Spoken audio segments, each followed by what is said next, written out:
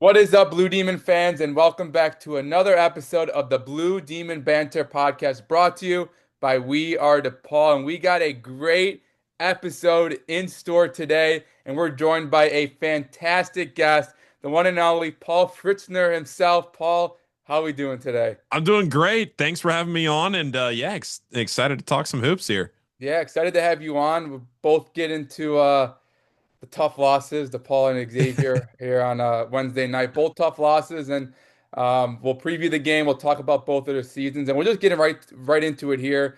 I'll start off with DePaul, and then Paul, you come in with Xavier. But DePaul had a big loss on Wednesday against Georgetown. It felt like a game they could have won. They beat Georgetown the first time around, of rock fight, hard fight, defensive battle, 56 to 50 at the Wintrust Arena. But guess it's hard being a team 5 times in a row. Holtman had a advantage over Ed Cooley, beating him 4 straight times dating back to last year. But that was a bad loss from DePaul. It just felt like things weren't clicking for them on both sides of the ball. Like the defense wasn't like it usually is. The offense struggled at times, and this is a game where you have to kind of figure things out quickly because you go to Xavier in a quick turnaround from Wednesday to Saturday. So overall, I was not impressed with DePaul's performance. I don't know if it has something to do with the road woes. They're 0-5 in conference play on the road, but bad loss for DePaul. The only kind of big time performance from them was Brandon Macklin, who we'll get into Paul later. But Macklin had a season high 19 points, played well, but outside of him, CJ Gunn struggled, 4 points, 1 of 8 shooting. And again, Georgetown shot 51% from the field. DePaul is built on defense. Holtman has said it all season, built on defense. The defense was not there. And Xavier also had a tough loss. Paul on Wednesday night looked good early on, 11-point lead at halftime, and then Seton Hall kind of crushed them in the second half. What kind of happened there? Yeah, look, it was the second game in a row that Xavier's had a double-digit lead at one point in the game and let it slip away, and they've gone on to lose. You look at that game on Saturday against St. John, Xavier's up by 16 early in the second half. They force a timeout, right? And everything's feeling like it's trending your direction. You're retiring one of the best players in program history's jersey at halftime. The crowd is crazy. It's the Patino Bowl. You lose. And then you bounce back and you try to win a game against Seton Hall on the road where the environment's kind of weird. I heard traffic was bad getting into the arena. So at tip off, there's like 300 people in the building. It's a kind of a weird atmosphere there at the Prudential Center. The crowd starts trickling in. But all of that is to say, the first half has been where Xavier has really thrived here lately. Xavier has done a very good job of coming out of the gate strong over the last few games. The problem is, consistently this year, we have seen they have not closed games strong. And that's been the frustrating kind of thread that has linked this whole season together. You think back to Georgia down in Charleston early in the season in their early season tournament, lose a game by one that it felt like you were going to win down the stretch. And, you have Marquette, you have Creighton recently last week, you have St. John's where you're up a lot. You have Seton Hall, where you let a lead slip away in the second half. It has been a tale of two halves for Xavier, and that's where, to me, this team has to figure out how to learn how to win games down the stretch. Yesterday, they commit a season high 19 turnovers, got crushed on the offensive glass, and to me, that's where I just think to myself, what is Xavier going to be able to do here to stem some of that in the second half of games? Why does it look so tremendously different? Is it adjustments? What is it that Xavier is being held back with in the second half of these games? For St. John's, for Seton Hall, it looked like their defensive intensity, both of those teams just completely flipped at halftime. St. John's was, as Richard Pitino talked about after the game, they're denying one pass away. They're making it really hard on Xavier to get into what they want to do on offense. Seton Hall, look, they block more shots than any team in the country by percentage of shots. They didn't block a ton of shots yesterday, but they mucked it up and they made everything really difficult. They're one of the best teams in the country at forcing turnovers. Xavier was one of the best teams in the country going into the game at taking care of the ball, and it was Seton Hall who won that tug of war. So to me, Tre Carroll scores 22 points in the first half, didn't score in the second half. Those are the types of things now when you come down the stretch of the season, and this is a really hard portion of Xavier's schedule. They're going to play against DePaul on Saturday at home. That feels like a game that Xavier needs to win because after that, you go to UConn, you go to St. John's, and I believe you have maybe Villanova on the other side of that. Yeah, So, Marquette and or then is it Marquette? Villanova. Yeah, okay. So there are, and you lost to Marquette already. You've lost to DePaul already. It's a tough stretch of the season for Xavier, and that's why to me this game on Saturday is really important to stop the losing streak, get a win, and try to build at least a little something before going to UConn. Yeah, I want to ask you just how Xavier's season has gone. Are they capable of putting together a stretch of nice games in a row against this tough stretch that you mentioned? I don't know how many wins I expect out of this segment of the schedule, but they've definitely played at a level where they've given teams hard games all year. And they weren't much competition against UConn on New Year's Eve, but I mean, look, they lost by 41 to Creighton in their first Big East game of the year. Then they should have won the game in Omaha, and things didn't go their way in the closing minute. They lose that game, but they should have won the game in Omaha. I think there's enough talent on this team to at least make some of these games interesting, but it's hard to go to UConn and win. Not a lot of teams do that. It's hard to go to the Garden and win. Yep. So for me, yeah, they have the ability to do it, but they got to put it together for a full 40 minutes. Yeah, I that's the same thing with DePaul. DePaul, when they've put the full 40 minutes together, they've been a good team, and we've seen them do it. Like they did it. I thought they did it really well against Seton Hall on Saturday, last Saturday, and that resulted in a win, a 67-60 win at home. Like it was a solid win, and Holtman said it was probably their most complete game. So like Xavier, DePaul has to put 40 minutes together. And, in that first meeting between DePaul and Xavier, I thought DePaul did a really good job. I don't know if you recall that game. I thought DePaul did a really good job. And they also, I thought, did a good job against Tre Carroll, who was 7 for 16 from the field, only 17 points. So I guess just how important is it on Xavier's side to kind of run through Tre Carroll and kind of get him feeding down low? Yeah, I've used the word talent a little bit here on the Xavier side, and I think there is some talent on this roster, but I think what's held Xavier back this year has been their lack of top end talent because this feels like a collection of pretty good role players that would do well if they had a couple of major portal pieces that they could have paired with this roster, but instead they don't. The one bright spot there has been Tre Carroll, who's been phenomenal. I mean, he's playing like an all Big East first teamer right now, the way he's going. And you're right, he was very limited against DePaul in Chicago a few weeks ago. The way that game ended, Xavier couldn't get a stop. And then they also didn't score in the final, whatever it was, like 3 minutes and 30 some seconds. They didn't hit a field goal. But the defense for Xavier has been consistently concerning. And so when I look at Tre Carroll and what he needs to do on Saturday, if I recall right, I think DePaul was bringing some doubles to Tre, which is something that other teams hadn't done. Cincinnati did not do that in the crosstown shootout, and he goes off for 30 points. Bringing the double to Tre, he's been able to work out of the double better here over the last couple of weeks as more teams have done it. So I'll be interested to see on Saturday how he adjusts with that. But Tre Carroll has to, again, you saw him last night, 22 points in the first half, didn't score in the second half. It's a microcosm of Xavier's entire team right now. You got to put 40 minutes together. And at home, again, Xavier's going to be favored to win this game. I think it's a game Xavier should win. It's a game I expect Xavier to win. But this is not the DePaul of old. This is a good DePaul team. This is a talented DePaul team. And quite frankly, I was disappointed that DePaul lost that game in DC last night. I thought I was kind of expecting DePaul to win that game or at least have it right down to the wire. I was a bit surprised by how that game played out. So looking at this game on Saturday, this is not a walkover game by any means.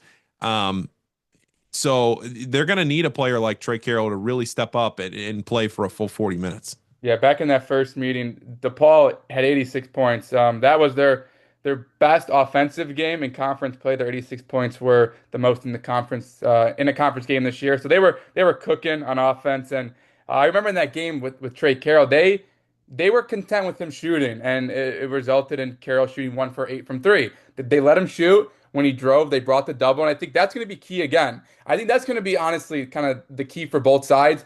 How is DePaul going to plan for Carroll the second time, and how is Carroll going to adjust? If he's able to, you know, kick out of the double team, find an open guy, there could be a lot of open shots. Or is he going to turn over the ball? Is he going to make mistakes? That's when, DePaul could capitalize on that because DePaul, very good defense. DePaul has been one of the better defensive teams in the Big East this season. I think they are now 61st in defensive rating on KenPom. Very good defensive team. In that first meeting, I felt like Xavier did some good things offensively. Inconsistent at times from Xavier, but I thought, 77 points is more than DePaul averages on a per game basis. So I thought they did a good job, and I'm excited for this round two with these two sides because I thought that game was close. If I remember correctly, it was close the entire game before DePaul kind of pulled away at the end. So yeah, you mentioned Xavier is going to be favored in this game. So we'll see how things happen. But I want to go back to that first meeting. Any key takeaways that you had from that game that maybe you need to see what Xavier needs to do better or whatnot? Yeah, I mean, you think back, like you said, to that final 4 minute stretch where I think at the under four media timeout, it was either tie. I don't think Xavier had the lead. I don't think Xavier ever led in that game. I could be wrong on I that. think that they led 26-24. So that was their last lead. Okay, so it was early. Yeah. But down the stretch of the game, they didn't have the lead. Once DePaul takes that lead, they never gave it away. But Xavier was right in that game at the under four media timeout, and then DePaul held Xavier without a field goal, I believe, down the Yeah. stretch there, and then also Xavier couldn't get a stop, and that's been the theme. It has been the defense when they've needed it has let them down, and the offense when they've needed it has sometimes let them down. It's just like in some of those moments, they haven't been able to flip the switch. So at home, you'd like to think you're able to do that. This should be a pretty good environment on Saturday. But as far as the team goes, they didn't shoot the ball well in that. The whole round one between Xavier and DePaul felt clunky from Yeah. Xavier's side. It didn't feel very fluid. It didn't feel like offensively they ever found much of a rhythm. Tre Carroll shot poorly. The team itself didn't play all that well. I would expect them to play better on Saturday. I think they are playing better right now as a team. It's tough to back that up when you lose by 18 to Seton Hall last night. But they're right there with St. John's. They're right there with Creighton. They lead Seton Hall at halftime. They just can't get wins, and that's what's frustrating. And then eventually, what happens is when you keep losing games like this, then you start to doubt yourself as a player, and you start to think, what do we need to do differently? You hope that doesn't creep in unless they use it positively, right? You try to turn that into some positive motivation, but I think this is a swing game on Saturday for Xavier, and I think it'll tell us a lot about how the last month of the season will go. Yeah, I'm curious to get your thoughts. Obviously, like you don't keep in tune with DePaul much, but I want to just get your overall thoughts on DePaul and what they've been able to do this year and where you might see them, finishing in the Big East by the end of the season. Yeah, I mean, CJ Gunn is to be able. Here's the thing with DePaul, what you're trying to do, you're trying to build a program, and you're trying to, from a fan perspective, get fans to keep coming back. Look at the student section for DePaul against Marquette a few weeks ago. You got to win that game. You bring the fans out, you put the fans in the stands, but you got to sell the product. You got to win the game, and you do that. And then Coach Holtman goes to the bar after the game, and you involve the students, right? And I know Marquette hasn't had a great year, right? They've been one of the worst teams in the Big East. Great win the other night against Creighton, but still haven't been they haven't had a great year, right? Doesn't matter. DePaul's in a spot now where they're able to put a threat into every game that they play. And that's important because a couple of years ago, they couldn't say that. They were one of the worst teams in the country. They reached a low that hopefully they will never reach again. And right now, Chris Holtman, through some retention, I know he lost a little bit in the portal, and you bring some back. Maybe you go and you get something in the portal. I like what I've seen out of DePaul this year. I don't expect them to finish in the Big East basement. They might be right around it, but I don't expect them to finish there. I think DePaul is on the come up right now. I'll say that. Yeah, there's a lot of belief that Holtman can turn around this program, and that's something that DePaul has not had in a very long time. You remember a couple years ago, they obviously went 3-29 and 0-20 in Big Yeah. East play. So some rough times for DePaul, but I think DePaul has the right man in charge. I think Holman has done a fantastic job, and they have the players this year to, like you said, they're competitive in these games, and that's big. That's big for DePaul. They're competitive. They're staying tight with all these teams, you know. So I think, yeah, Yeah, and if you look at the schedule, I mean, they already have a lot of difficult games out of the way. They've already played Connecticut twice. They've already gone to St. John's. They've already played UConn, or I already mentioned UConn. They've already played Villanova. So, you have one Villanova game left, but you still got to play Marquette. You have a couple of opportunities against Providence. Creighton. You have Providence twice. Like, there are some winnable games here for DePaul down the stretch. Um, I think DePaul, Ken Palm right here has him projected, at 7 Big East wins. That would not shock me. Yeah. Yeah, I agree. I think they have a shot to even push that to 8 or 9, depending on how they play. I think they've played well. The problem for them has been, yeah, the offense has been inconsistent at times, but how will they answer on the road? Because they're 0-5 on the road. So I don't know what's going on there and if Holtman has a solution there, but they're 0-5 on the road. They haven't played as well on the road than at home. So something that has to be figured out. But yeah, I wouldn't be surprised if they do hit 8 or 9 wins this season and make a, what is it, Thursday game in the Big East tournament. So Yeah. I think they've done a lot of nice things this year. And now I'm going to ask you a tougher question. You've obviously, around Xavier and all that. Do you think Xavier finishes above DePaul in the Big East standings by the regular season? Ooh, that's a good question. Xavier has a pretty tough schedule in the month of February. I mean, they still have to go to UConn. They still have to go to St. John's. They have both Villanova games left. Seton Hall has to come to Cintas. Xavier's at 3 Big East wins right now. DePaul's at 3 Big East. DePaul's at Four. 4. Yeah, 4-6. I'll say the winner of this game on Saturday finishes ahead of the other. Okay, now I'm going to ask you a tougher question. Who wins on Saturday? I think Xavier wins on Okay. Saturday. Okay. I think if DePaul gets to 5 Big East wins and Xavier is still at 3, with the DePaul game behind them having not been a win, I think it's really hard for Xavier to then flip that Hmm. down the stretch of the season. If Xavier beats DePaul and DePaul can't pick off Xavier, which is a game that I don't think anybody would be overly surprised if DePaul scored this upset on Saturday. Then you're talking at both teams 4-4 if Xavier wins, or a 4. Both teams have 4 Yeah, wins. four I wins. mean, Yeah. um, so I'll say whoever wins on Saturday finishes ahead of the other, and to follow that, I say Xavier wins on Saturday. And before we end this episode, I want to get your keys to the game for Xavier. How do they beat DePaul at home? Yeah, I think Tre Carroll is going to have to play better than the first time, and he has been shooting the ball better. So we'll see if DePaul is able to defensive. I mean, look, the defense has been the calling card for DePaul this year. It certainly hasn't been the offense at times. It's been the defense that has allowed them to be in some of these games and to win games. And because of that, some of these more pressure style defensive teams have given Xavier trouble.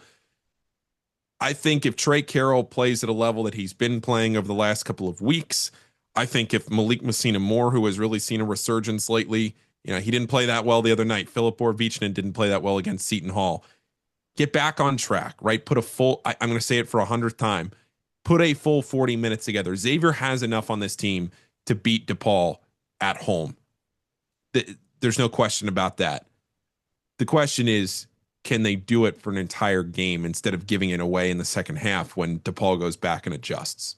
Yeah, on the DePaul side, it's you mentioned it, the defense. Lock in defensively.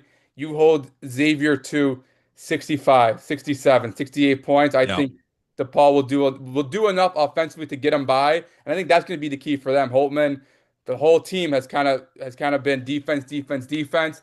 You got to show up. You're on the road. You haven't played well on the road all season. You got to lean on your defense because defense creates offense. You can get out in fast break. You can get out, create turnover. So defense, defense, defense is going to be key. And then obviously we mentioned that for DePaul side, you got to be able to stop Tre Carroll like they did in the first meeting. Big reason why they won. So it's going to be a battle. Unlike you, I am going to go DePaul though. I think DePaul finally wins a conference game on the road. But I do think it's going to be a close game. It's going to be a battle, and I think I could see either team winning this game. But I'm going to give the edge to DePaul. I think they're playing better. I think they have enough defensively. I think their defense is going to show up when they need to. But that's going to do it here on another episode of the Blue Demon Banter Podcast, brought to you by WeAreDePaul. Be sure to check out WeAreDePaul to read the latest DePaul news from myself and the other writers on the WeAreDePaul staff. And as always, guys, go to Paul. And Paul, thank you for coming on this episode. Good luck to your Xavier team on Saturday. Absolutely. Thank you, Joey. Appreciate you having me on. Yep, no problem. And go Blue Demons.